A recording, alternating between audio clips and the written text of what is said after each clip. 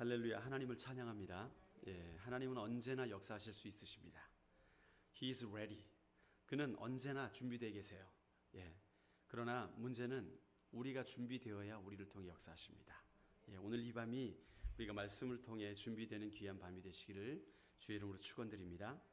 지난번에 말씀을 기억하십니까? 2주 전이죠. 2주 전에 우리가 어떤 말씀을 나누었냐 하면 역임의 법칙이라는 이야기를 했습니다. 기억나십니까? 역임의 법칙. 자, 우리는 죄에 대해서 죽었다. 죽은 자로 여기라. 그리고 예수 그리스도의 생명으로 산 자로 여겨야 된다는 거죠. 그죠? 여기라. 이 역임의 법칙에 대해 말씀드렸죠. 역임의 법칙은 확신과 연결되어 있죠. 예. 우리가 구원받은 자다라고 하는 것을 어떻게 알아요? 예. 내 안에 확신을 통해서 알 수 있죠. 예, 구원받은 자 그러면 이마에 딱 구원받은 자 딱 써 있으면 좋겠는데 그렇지 않아요. 예, 우리가 알 수 없습니다. 그러나 말씀을 통해서 그 말씀이 증명하고 있기 때문에 그러면 내가 예수님을 믿었기 때문에 나는 죄에 대하여 죽은 자다. 예, 그리고 내가 그 예수를 믿음으로 하나님의 의에 대하여 의로 말미암아 산 자가 되었다. 라고 여기는 것이죠. 여기라 그렇게 말씀하고 있습니다. 이 여기는 것이 어려운 것이 아니라 죄의 옷을 벗어버리고 의의 옷을 입는 것으로 설명을 하고 있죠.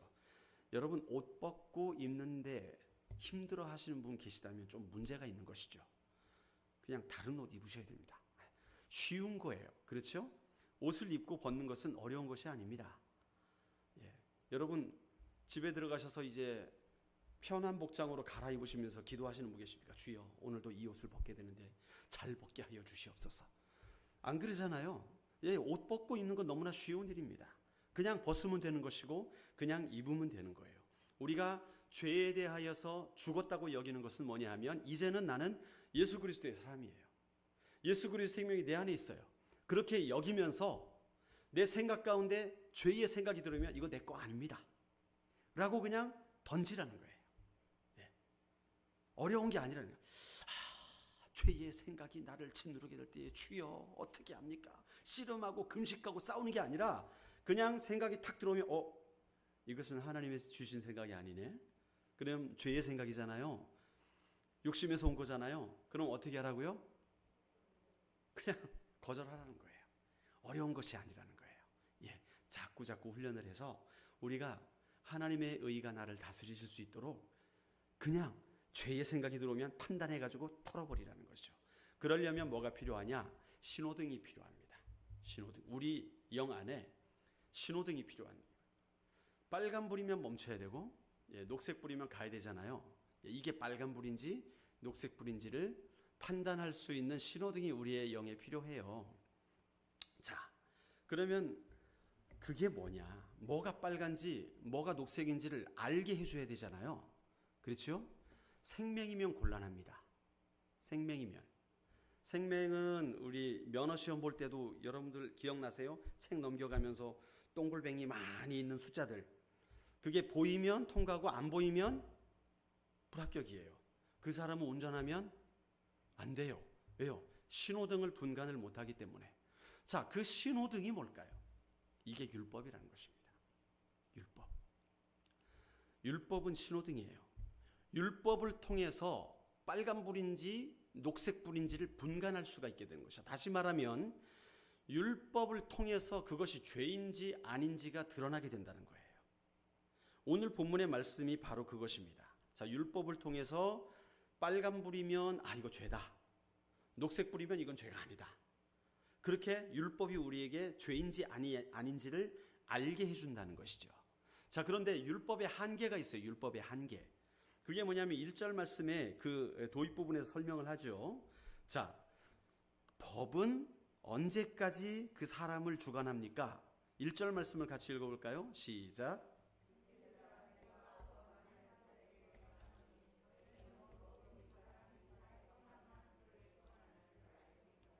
네, 그 법이 그 사람을 다스리는 것은 언제까지예요? 그 사람이 살 동안만 다스립니다. 이게 법의 한계예요. 자, 사람이 죽으면 그 법이 그 사람을 다스릴 수 있습니까? 없어요. 그 사람이 살 동안만, 이게 원칙이에요. 그렇죠? 자, 그러면 실제로 예를 들어 보이지요. 그 법의 영향력이 어디까지냐를 보여주는데 2절과 3절이에요. 같이 읽어보겠습니다. 시작. 편 있는 여인이 그 법으로 그에게 매인 바 되나 만일 그 남편이 죽으면 남편의 법에서 벗어나느니라. 그러므로 만일 그 남편 생전에 다른 남자에게 가면 음녀라. 그러나 만일 남편이 죽으면 그 법에서 자유롭게 되나니 다른 남자에게 갈지라도 음녀가 되지 아니하느니라. 이게 법의 한계라는 거예요. 그 사람이 살아 있을 때는 그 법이 적용되지만 죽은 다음에는 그 법이 적용되지 않는다. 자, 남편이 살아있는데 다른 남자에게 간다? 간음이라는 거예요. 예, 음녀죠. 예, 간음한 여인, 죄 아래 놓여 있는 거죠.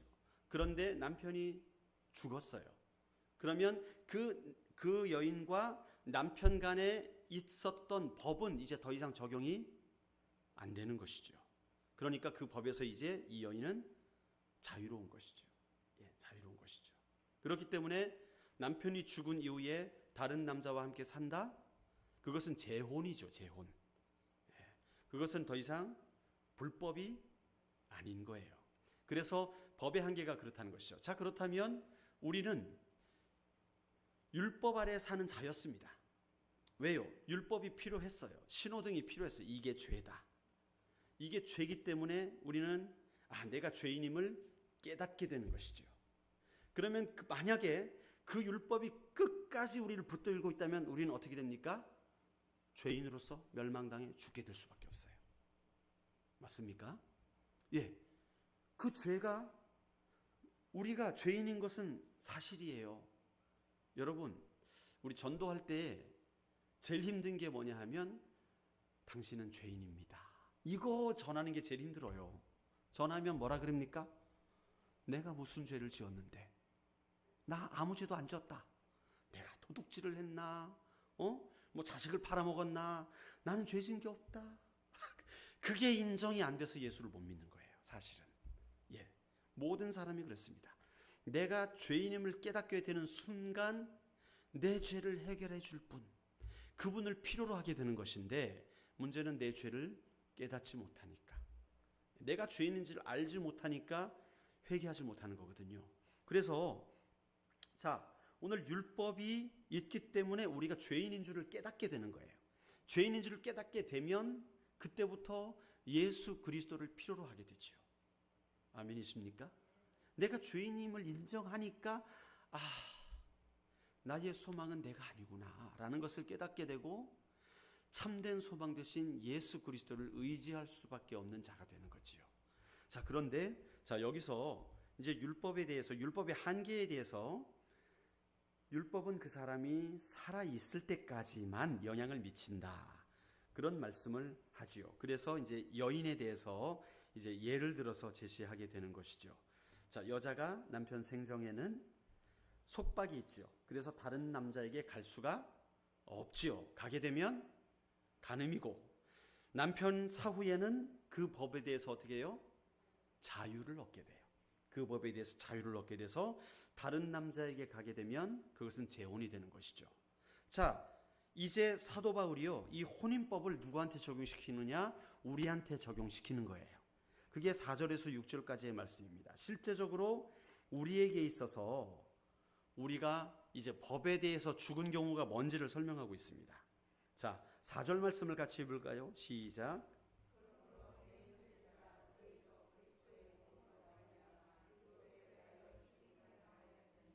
이는 다르니 곧 죽은 자 가운데서 살아나신 이에게 가서 우리가 하나님을 위하여 열매를 맺게 하려 함이라. 아멘. 자, 사도 바울이 뭐라 그래요? 너희도 그리스도의 몸으로 말미암아 율법에 대하여 죽임을 당하였다. 자, 이 말이 뭘까요? 율법에 대하여 죽임을 당하였다. 우리는 사실 안 죽었는데 누가 죽으셨습니까? 예수 그리스도께서 우리의 죄를 대속해 주시기 위해서 십자가에 달려 죽으셨어요.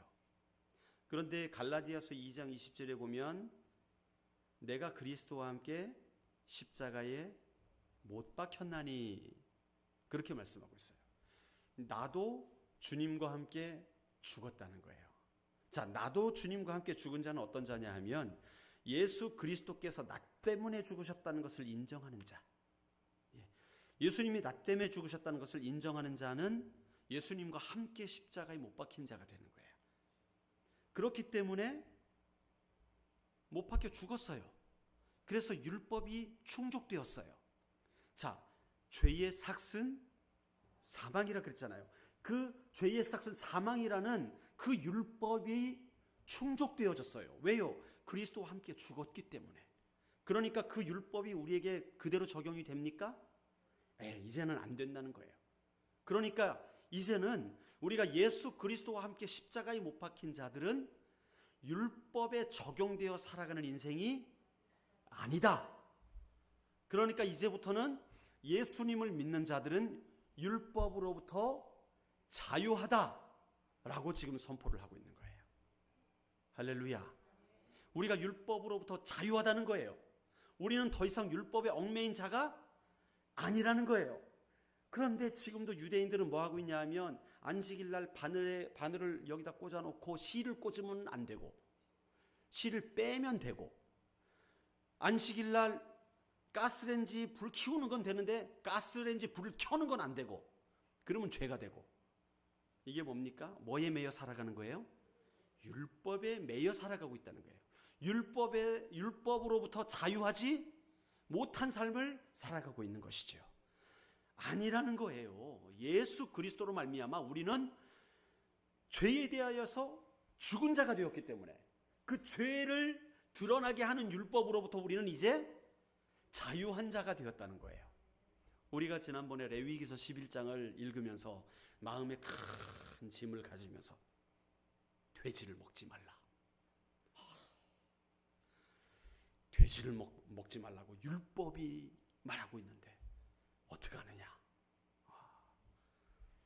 여러분, 오늘 본문의 말씀이 그것을 풀어주고 있어요. 자, 그럼 돼지를 자유롭게 먹어라.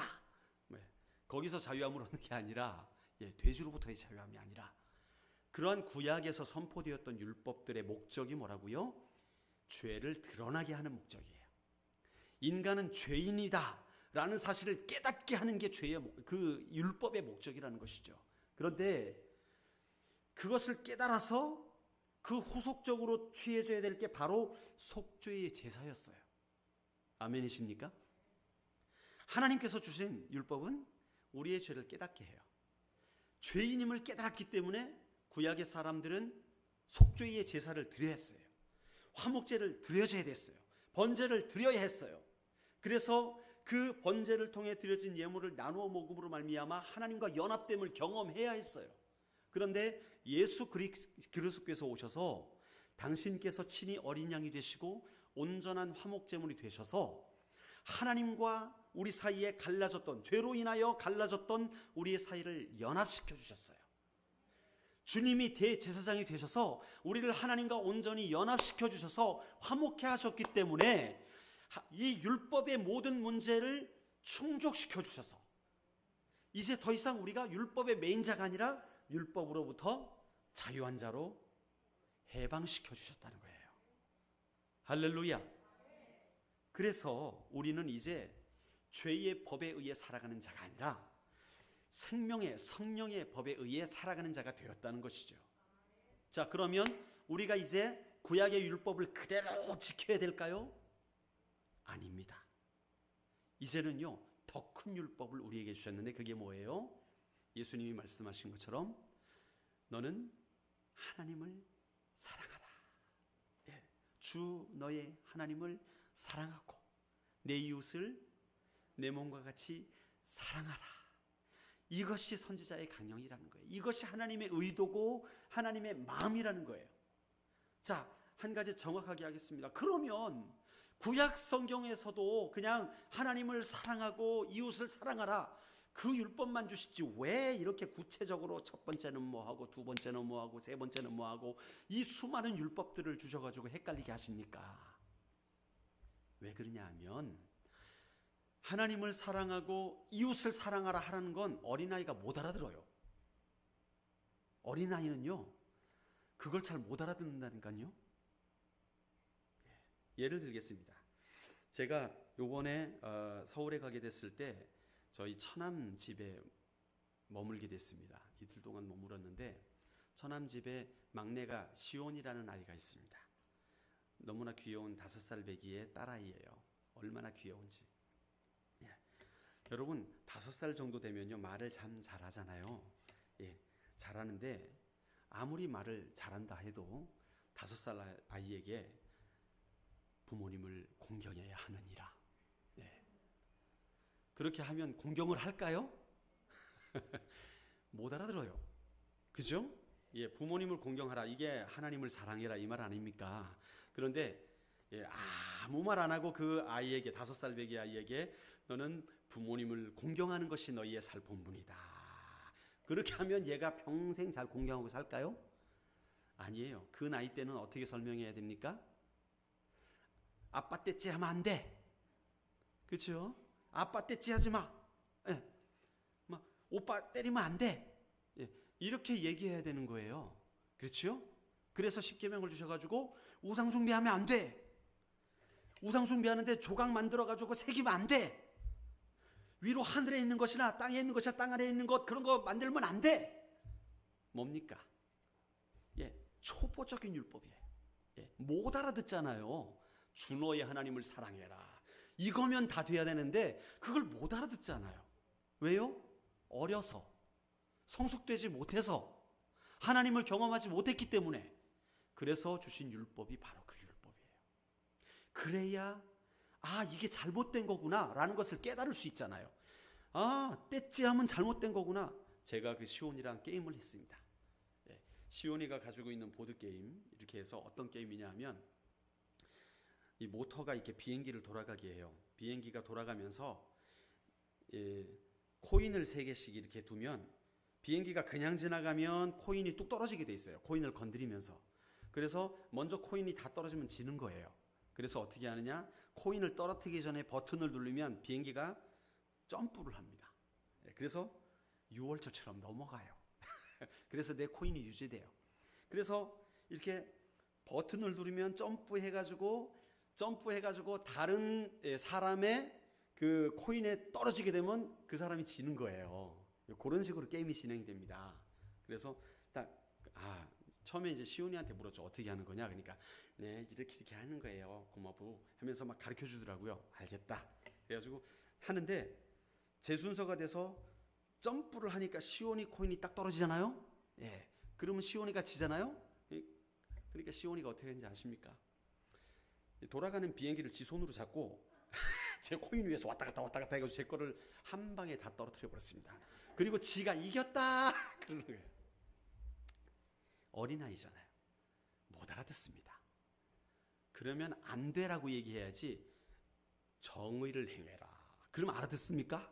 예. 공평하게 해라. 그럼 알아듣습니까? 못 알아들어요. 그럴 때는 어떻게 설명해야 돼요? 시온아 그러면 안 돼. 손으로 건드리는 게 아니고 네 순서가 됐을 때 버튼을 누르는 거야. 이렇게 설명을 해줘야 알아듣지. 공평하게 해야 된다. 그럼 못 알아듣는다고요. 예. 그래서 율법을 주신 겁니다. 이스라엘 백성들은 하나님을 경험치 못했었고 그들은 애굽에서 종된 삶을 살아왔었기 때문에 죄의 습성이 익숙하던 사람들이었기 때문에 하나님의 법을 처음으로 받아들이는 그들에게 하나님을 사랑하고 이웃을 사랑해라 못 알아들어요.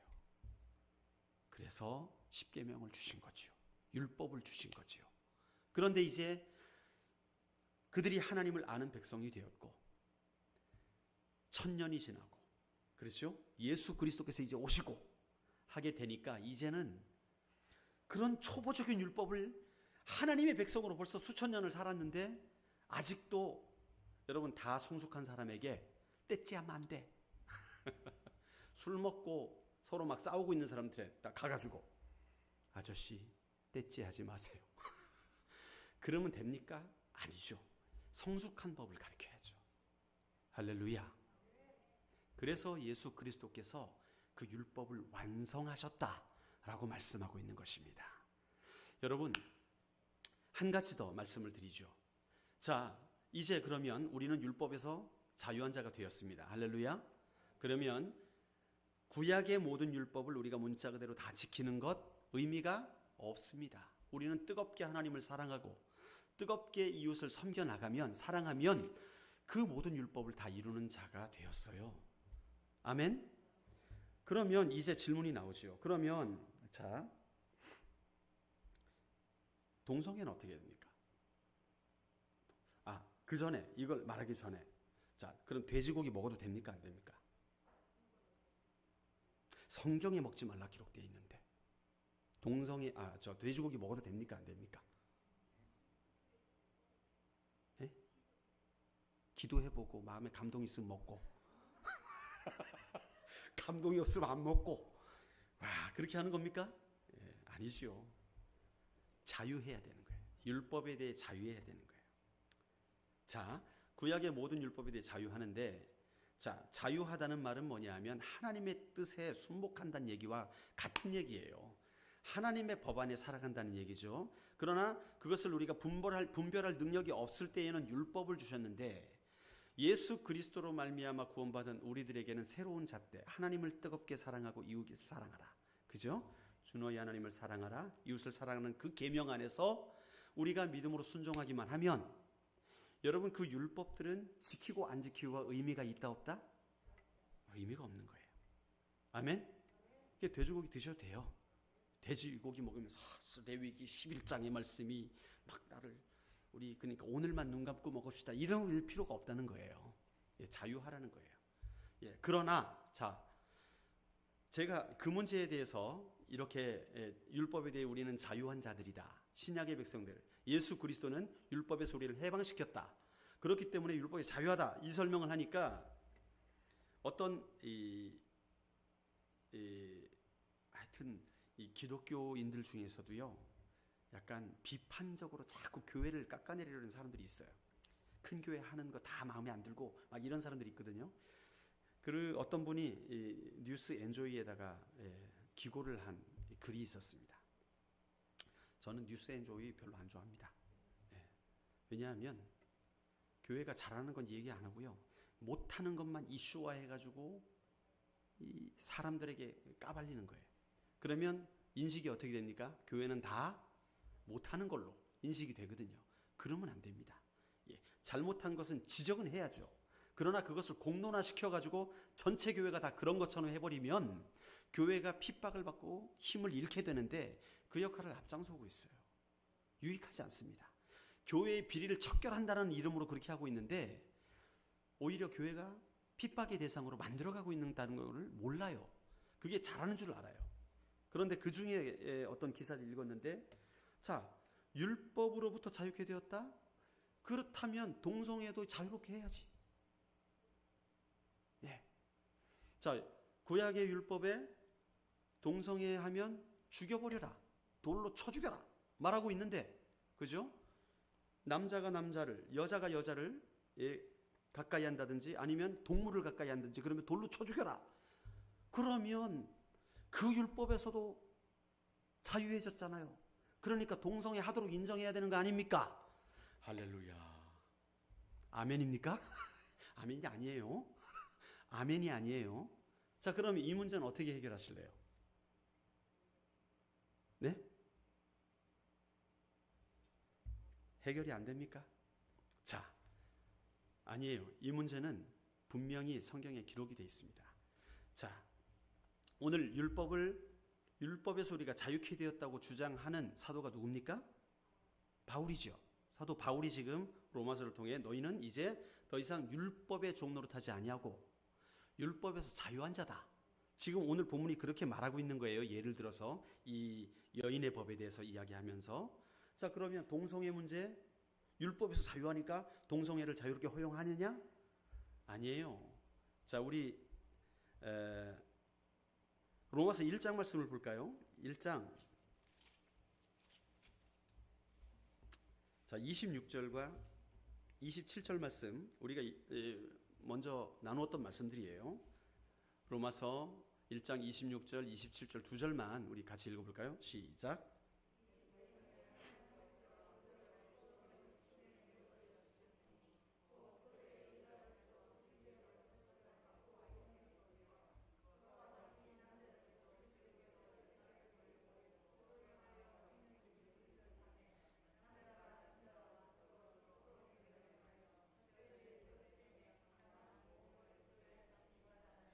아멘.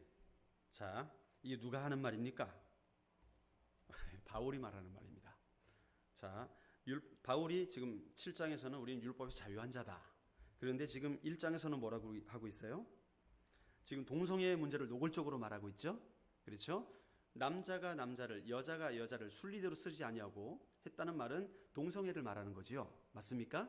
이거는 뭐 누가 보아도 동성애를 말하는 겁니다. 자, 근데 동성애가 뭐라고 설명을 하고 있어요? 동성애는 하나님께서 그들을 부끄러운 욕심에 내버려 두실 때 나타나는 현상이라는 거예요. 그러니까 하나님은 지금 동성애를 좋아하십니까? 부끄러워하십니까? 부끄러워한다는 거예요. 자, 그러면 이 동성애는 하나님의 진노 아래 있을까요? 아니면 진노 아래 없을까요? 진노 아래 있는 죄라는 거예요. 할렐루야. 예, 율법에서 자유하게 되었기 때문에 이제 더 이상 이런 동성애는 하나님이 이제 인정하시는 것이다? 아니라는 거예요. 자, 동성애의 현상은 어떤 현상이냐 볼까요? 자, 어떻게 출발했냐 하면, 자, 그들을 부끄러운 욕심에 내어버려 두셔서, 자, 그 욕심으로 인하여서 동성애가 시작되는 거예요. 그들의 여자들도 순리대로 쓸 것을 밖으로 영리 쓴다. 이건 여자가 여자를 상관한다는 거예요. 그 다음에 남자들도 순리대로 여자 쓰기를 버리고 서로 향하여 음욕이 부릴 듯하며, 이거는 남자가 남자와 상관한다는 거예요. 그렇죠? 남자와 더불어 부끄러운 일을 행하여 그들의 그릇되다 그랬어요. 아멘? 동성애가 옳습니까? 그릅니까? 그릇되다라고 분명히 말하고 있어요. 그래서 그 상당한 보응을 그들 자신이 받았느니라. 뭐냐면 동성애로 인하여서 그들이 수치 가운데 놓여 있고 그 보응을 받았다. 동성애 하는 자들 에이즈 걸려요. 그렇죠? 성병도 걸려요. 예, 희한합니다. 예, 영리대로 쓰면 질병이 나타나요. 이게 보응을 받는 거예요. 그래서 분명히 로마서 1장에서는 동성애를 하는 것은 죄다, 죄가 아니다? 예, 죄다라고 분명히 못을 받고 있습니다. 아멘. 자, 율법에서 자유하였다고 해서 우리가 죄가 아니다라고 할 수 있습니까? 없는 거예요. 자, 율법에서 자유했다. 그래서 그러면 돼지고기를 먹는 죄 아니에요. 그것과는 전혀 다른 문제예요. 예, 바울이 지금 이 로마서 1장에서 왜 동성애 문제 하나를 가져왔을까요? 이 동성애 문제는요, 욕심이 끝까지 가게 될 때에 나타나는 현상입니다. 인간의 욕심이 갈 때까지 가게 되면 그 마지막에 나타나는 현상이 바로 동성애예요. 그것을 말씀하고 있어요. 하나님이 인간의 욕심에 대해서 참으셔서 그들이 욕심대로 살게 내버려 두실 때에 마지막에 나타나는 현상이 바로 동성애라는 거예요. 죄악의 끝, 죄악의 마지막, 그것이 바로 동성애라는 사실을 이 로마서 1장이 보여주는 거예요. 할렐루야. 우리는 율법에서 자유한 자입니다. 그러나 이 동성애 현상은 죄악의 끝을 말하고 있는 거예요. 율법에서 자유했다고 여러분 그럼 교통법도 안 지키고 그럽니까? 아니에요. 우리가 하나님의 뜻 안에 온전히 거해야 돼요. 하나님이 옳다 하는 일을 해야 되는 거예요. 율법에서 말한 조문을 다 지키라는 말이 아니라 하나님을 적극적으로 사랑하고 적극적으로 하나님을 따라야 되는 거예요. 그래서 1장 29절부터 30절, 31절, 32절에 나타나는 모든 것을 우리는 여전히 미워해야 되는 거예요. 아멘이십니까? 예, 여기 불의, 추악, 탐욕, 악에 가득한 것, 시기, 살인, 분쟁, 사기, 악독 가득한 것, 수근수근하는 것, 비방하는 것, 하나님께서 이런 미워하시는 것들을요, 우리도 미워해야 되는 거예요. 율법에서 자유하다고 이러한 것들이 이제 사랑해도 된다? No, 아니에요. 지금도 수근수근하면 그건 죄인 거예요. 그러면 안 되는 거예요. 거짓말하는 거 이거 죄인 거예요. 그러면 안 되는 거예요. 동성애하는 것, 그것은 욕심의 극치라니까요. 하나님이 가장 미워하실 때 나타나는 현상이라는 건 성경에서 말하고 있는 것입니다. 그런데 이 뉴스 엔조이의 어떤 제가 그 기자는 참, 그 기사는 앞으로 읽지도 말아야겠어요. 그 기자가 쓴 거는. 그것이 율법에서 우리가 자유케 되었기 때문에 동성애를 죄로 규정한 것도 이제는 자유롭게 풀어줘야 되느냐 아니냐? 아니에요. 복음의 진리를 전혀 알지 못하는 머릿속으로 굴리는 그런 발이라는 거예요. 동성애는 죄의 극치일 때 욕심이 끝까지 갈 때 나타나는 현상이라는 걸 분명히 말하고 있습니다. 말씀을 마무리하겠습니다. 여러분, 우리는 율법에 대해서 이제 자유한 자입니다. 그렇다면 여러분, 자유하기 때문에 마음대로 사느냐? 아니라는 거예요. 자, 이 율법은요, 율법의 기능이 있잖아요. 율법은 죄를 알려주는 기능이 있어요. 그렇죠? 신호등이라 그랬잖아요. 신호등이 없으면 사고 나기 쉽죠. 누가 언제 나올지 모르잖아요. 미국에서는 신호등이 없는 데가 많이 있거든요. 그래도 사고가 안 납니다. 왜 그러냐 하면 신호등이 없으면 무조건 오른쪽 차가 먼저 간다. 혹은 먼저 온 차가 먼저 간다. 이게 원칙이에요. 그래서 뭐 신호등이 없잖아요. 그러면 무조건 서요. 그래서 먼저 온 차가 지나가도록 기다려줍니다. 우리나라는 어떤가요? 박살나죠. 빵빵! 법이 있어요. 그래서 먼저 온 차가 먼저 가도록 무조건 양보해 주는 거예요.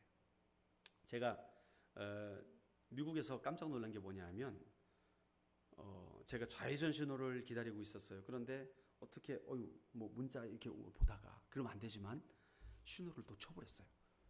그러면 어때야 됩니까? 뒤에서 빵! 그러고 막 이래야 되는 건데 조용해요. 뒤에 차가 있는데 희한하다. 제가 좌회전 신호를 해가지고 뒷사람도 같이 좌회전 신호를 놓친 거 아닙니까? 그런데 빵을 안 눌러요. 그래 감동받았습니다. 제가. 이야, 희한하다. 이런 사람도 있구나. 근데 한국 가서 운전하는데 똑같이 좌회전 신호를 기다리고 있었습니다. 근데 우리 교회차가 스틱 아닙니까? 그래서 이제 딱 기다리다가 좌회전 신호를 보고 클러치를 밟고 1단계를 넣으려고 그러는데 빵! 그러는 거예요. 뒤에서. 우와. 한국 사람은 빨리빨리니까. 저도 신호를 봤어요. 그래서 딴짓한 것도 아니고 신호 봤으니까 클러치를 넣고 출발해야지 하고 있는데 빵! 그러는 거예요. 참 빠르구나. 한국 사람들. 그 생각을 하게 됐는데 이게 왜 나왔는지 모르겠습니다. 갑자기 또 비를 이뤘는데. 어쨌건 다시 돌아가겠습니다. 자, 율법은 죄를 깨닫게 해서 신호등 역할을 해요. 깨닫게 해주는 역할. 또 자, 율법은 어떤 일을 하냐 하면, 자, 9절 이후의 말씀을 보면, 9절을 말씀을 보면 죄를 살려내는 역할을 해요. 자, 율법 때문에 죄가 살아나요. 9절 말씀 읽어볼까요? 시작.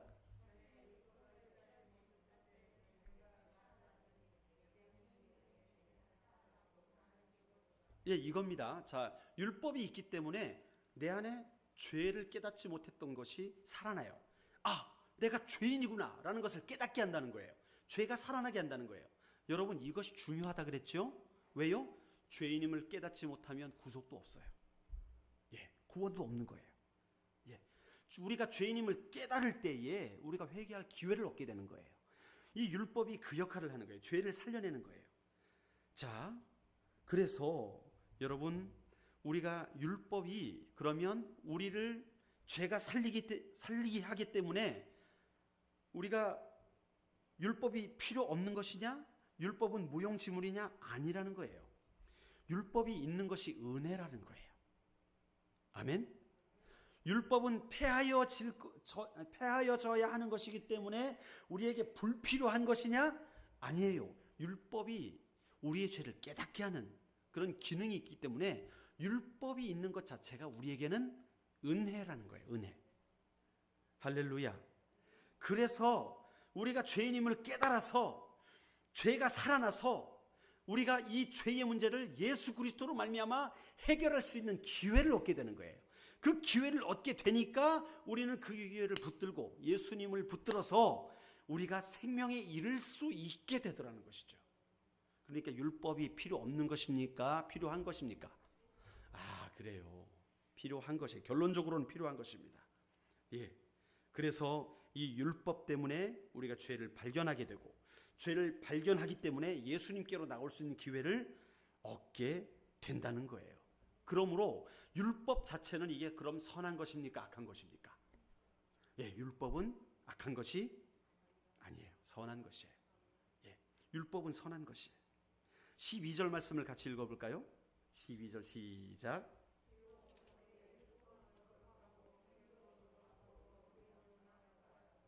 아멘. 자, 율법은 거룩하고 계명도 거룩하고 의로우며 선하다. 율법 지키는 거 아니야. 그게 아니라 하나님은 지금 뭘 말씀하십니까? 의도를 말씀하고 계세요. 의도. 율법을 왜 주었는지 아느냐? 죄를 드러나게 해서 우리를 구원하도록 하기 위하여 주신 거예요. 은혜의 방편으로 주신 거예요. 할렐루야. 그런데 사람들은 그걸 어떻게 씁니까? 남을 정죄하는 데 썼다는 거예요. 바리새인들이 그랬잖아요. 네. 너도 율법 안 지켰네. 너도 율법 안 지켰네. 너도 율법 안 지켰네. 사람들을 정죄하는 데 사용했다는 것이죠. 그거는 율법을 잘못 사용하고 있는 거예요. 잘못 사용하고 있는 거예요. 율법은 내가 죄인임을 깨닫게 하는 역할을 해서 내가 스스로 구원받을 수 없는 비참함을 깨달아서 예수님께 나올 수 있도록 길을 열어주는 은혜의 방편임을 기억하시길 바랍니다. 그래서 율법은 거룩하고 계명도 거룩하고 의롭고 선하다. 따라서 사도 바울은 어떤 결론을 맺느냐? 13절 말씀 읽어봅시다. 시작.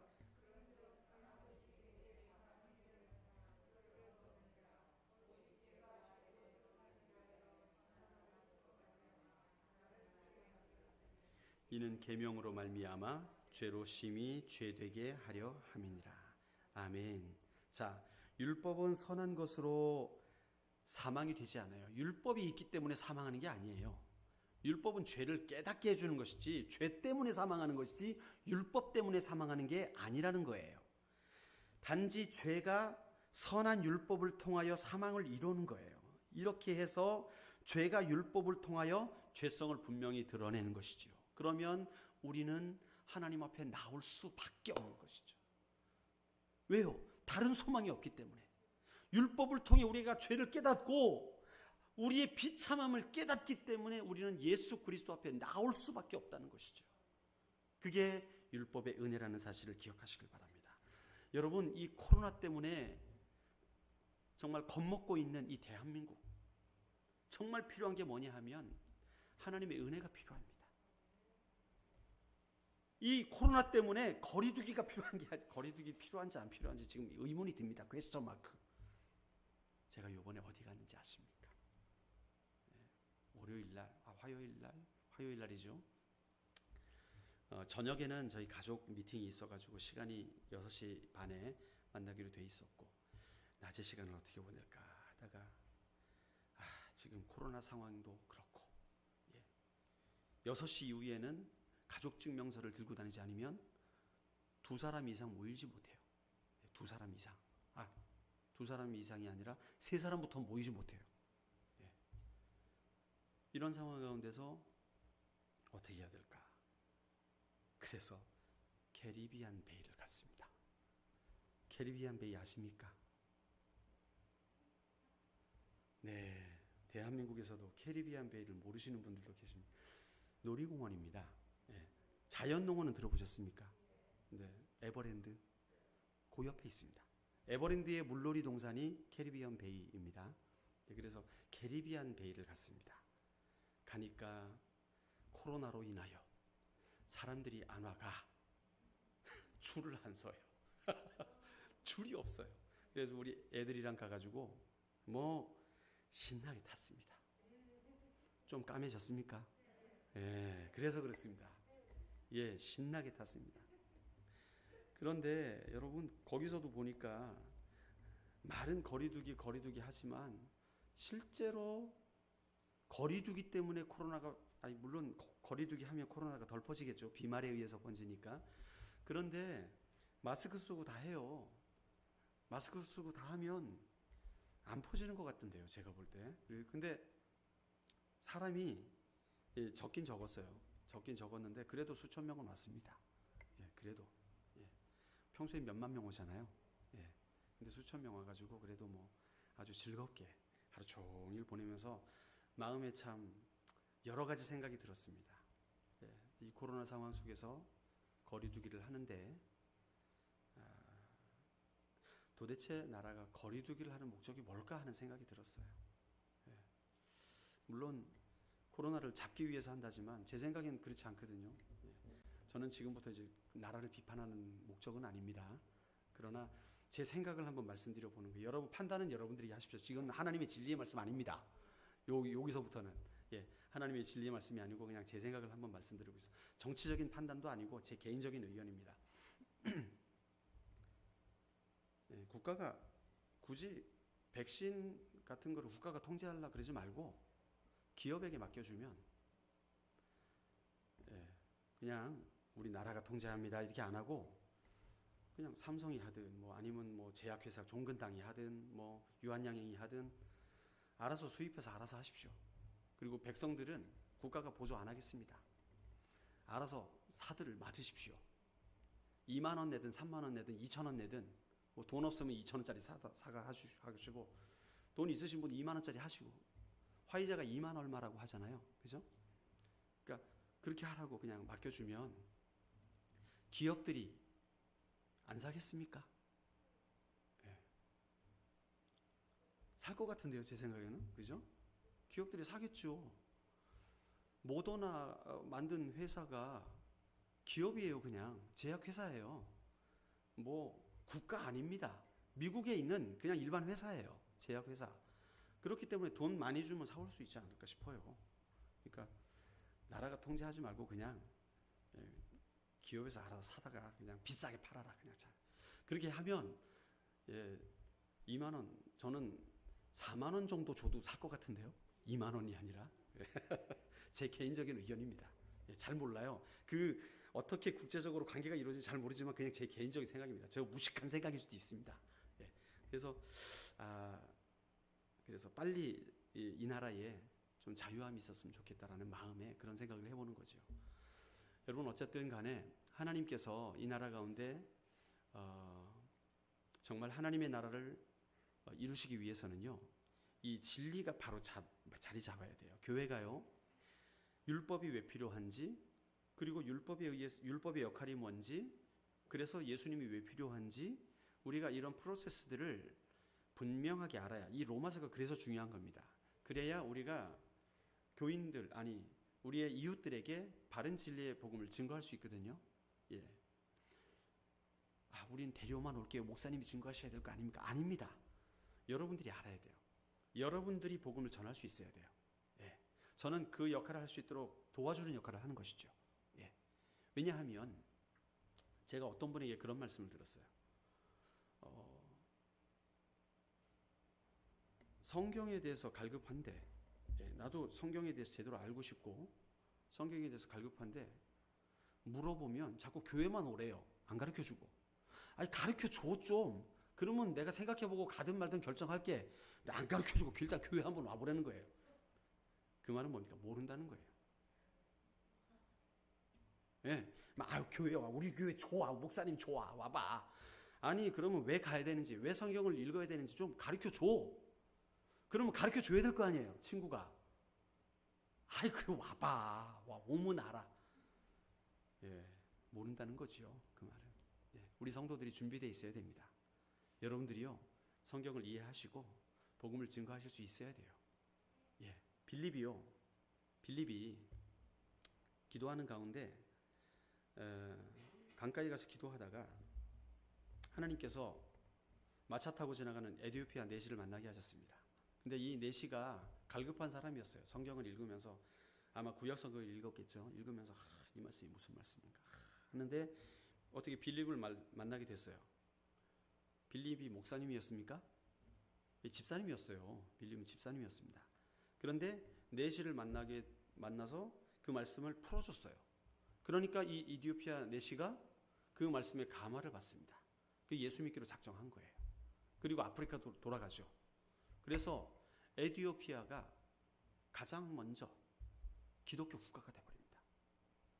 아주 오랜 역사 가집니다.